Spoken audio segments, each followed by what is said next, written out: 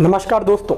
यूं तो मनुष्य का इतिहास युद्ध और हिंसा से भरा हुआ है, पर आज हम मनुष्यता के इतिहास के उस पन्ने को खोल रहे हैं जिसमें लोगों को दी गई क्रूर यातनाओं की कल्पना आपका दिमाग कभी नहीं कर सकता। यह कहानी है 15 साल की लड़की एनी फ्रैंक की, जिसे आज भी पूरी दुनिया में याद किया जाता है। तो चलिए शुरू करते हैं। दोस्तों, वर्ल्ड वॉर 2 के दौरान जब जर्मनी पर नाजीज और हिटलर का दबदबा बढ़ रहा था, उसी वक्त एन फ्रैंक नाम की एक यहूदी लड़की अपने पिता ऑटो फ्रैंक, अपनी माँ और बड़ी बहन के साथ जर्मनी में रहती थी। दोस्तों, आपको मालूम होगा कि हिटलर को यहूदी लोगों से किस कदर की नफरत थी। वह उनका नामो निशान पूरी दुनिया से मिटा देना चाहता था। जैसे जैसे हिटलर की ताकत बढ़ती गई, वैसे वैसे यहूदियों पर अत्याचार बढ़ते चले गए। उस समय यहूदियों को आम जिंदगी जीने का कोई हक नहीं था, ना उन लोगों के पास ह्यूमन राइट्स जैसी कोई चीज़ बची हुई थी। यहूदी लोग कहीं आ या जा नहीं सकते थे, किसी से सोशलाइज भी नहीं हो सकते थे, पब्लिक ट्रांसपोर्टेशन का यूज़ नहीं कर सकते थे, पार्क में बेंच पर बैठ नहीं सकते थे और उनके बच्चे भी स्कूल नहीं जा सकते थे। यहाँ तक कि हिटलर के खिलाफ एक शब्द भी नहीं कह सकते थे। और यदि कोई यहूदी व्यक्ति नाजीज के बने रूल्स को तोड़ देता था तो उसे सीधा कंसंट्रेशन कैंप भेज दिया जाता था। दोस्तों, कंसंट्रेशन कैंप वह जगह थी जहां यहूदी लोगों को बंद कर उन पर अत्याचार किए जाते थे ताकि वे खुद व खुद दम तोड़ दें। इन हालातों और यहूदियों पर बढ़ते अत्याचारों को देखते हुए एनी फ्रैंक के पिता ने जर्मनी से नीदरलैंड शिफ्ट होने का फैसला किया। दोस्तों, नीदरलैंड पहुंचते ही एनी के परिवार ने एक नई जिंदगी की शुरुआत की। यह साल था 1941 का और अब तक नीदरलैंड में सब कुछ ठीक था। 12 जून 1942 एनी फ्रैंक के 13वें जन्मदिन पर उनके पेरेंट्स ने उन्हें एक डायरी गिफ्ट की। इसी डायरी में एनी ने अपने दिल की सारी चीज़ों को लिखना शुरू कर दिया और यहीं से शुरुआत हुई दुनिया की सबसे ज़्यादा बिकने वाली किताब the diary of a young girl की, जिसने एनी फ्रैंक को हमेशा के लिए अमर कर दिया। 13 साल की एनी ने अपनी डायरी में अपनी ग्रैंडमदर के बारे में लिखा, अपने स्कूल के एक्सपीरियंस के बारे में लिखा और अपने निजी जीवन से जुड़ी बहुत सी चीज़ों के बारे में लिखा। दोस्तों, ऐसे ही समय बढ़ता गया, सब कुछ ठीक चल रहा था, पर धीरे धीरे 1943 आते आते हिटलर की ताकत नीदरलैंड तक बढ़ने लगी और यहूदियों के सर पर एक बार फिर मौत का खतरा मंडराने लगा। नाजी चुन चुन कर लोगों को मार रहे थे और आम यहूदी अपनी जान बचाने के लिए छुप छुप कर घूम रहे थे।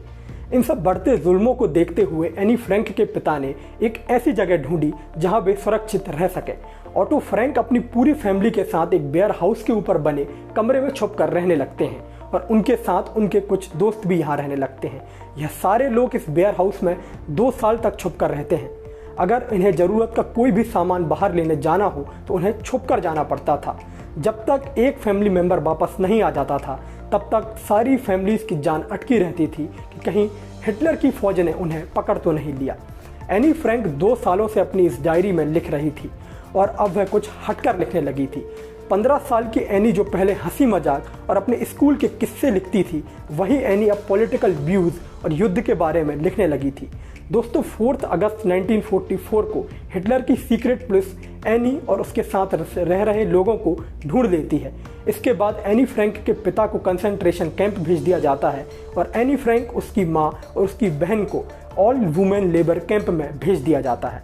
दोस्तों, कुछ समय तक एनी फ्रैंक, उनकी माँ और बहन कैंप में साथ रहते थे, पर कुछ समय बाद एनी फ्रैंक और उसकी माँ को किसी और कैंप में शिफ्ट कर दिया जाता है और उसकी बड़ी बहन इसी कैंप में रह जाती है, जहाँ कुछ दिन बाद उसकी भूखमरी से मौत हो जाती है। दोस्तों, जिस कैंप में एनी फ्रैंक, उनकी माँ को शिफ्ट किया जाता है, वहाँ टाइफस नाम की एक बीमारी से एनी फ्रैंक और उनकी माँ दोनों की ही कुछ दिन में मौत हो जाती है और पूरे फैमिली में सिर्फ एनी फ्रैंक के पिता ऑटो फ्रैंक ही जिंदा बचते हैं, जिन्हें बाद में एनी फ्रैंक की यह डायरी मिलती है और वह उसे पब्लिश करा देते हैं। दोस्तों, इस किताब के छपने के बाद एक बड़ी कंट्रोवर्सी सामने आई थी जब अमेरिका की एक लीडिंग मैगजीन ने लिखा था कि एनी फ्रैंक ने यह किताब लिखी ही नहीं। लेकिन दोस्तों, यह एलिगेशंस झूठे साबित हुए क्योंकि किताब के पब्लिशर्स ने पहले ही इस चीज़ की फॉरेंसिक जांच कराई हुई थी। पूरे ऑथेंटिकेशन के साथ ही उन्होंने इस किताब को पब्लिश किया था। दोस्तों, एक कंट्रोवर्सी यह भी सामने आई थी कि एनी फ्रैंक नाम की कोई लड़की थी ही नहीं। उस वक्त लोगों का कहना था कि अगर ऐसी कोई लड़की थी तो ऑटो फ्रैंक के अलावा कोई ऐसा व्यक्ति सामने आए जिसने एनी को देखा हो। और दोस्तों, बाद में एक इंसान सामने आया जिसने प्रूव किया कि एनी फ्रैंक नाम की एक लड़की सचमुच थी। दोस्तों, 1947 में एनी की इस डायरी को एक बुक के रूप में पब्लिश किया गया और पब्लिश होते ही इस बुक ने सारे रिकॉर्ड्स तोड़ दिए। दुनिया भर में 3 करोड़ से भी ज़्यादा लोगों ने इस बुक को खरीदा और इस बुक की इतनी डिमांड थी कि 70 से भी ज़्यादा लैंग्वेजेस में इस बुक को पब्लिश किया गया। यह एक international best seller real story based book है और दोस्तों 2001 में एनी फ्रैंक पर एक मूवी भी बन चुकी है जो काफ़ी हिट रही। तो दोस्तों इस वीडियो में इतना ही। अगर वीडियो पसंद आया हो तो इसे शेयर जरूर करें और ऐसी ही इन्फॉर्मेशंस के लिए हमारे चैनल को सब्सक्राइब करना ना भूलें। धन्यवाद।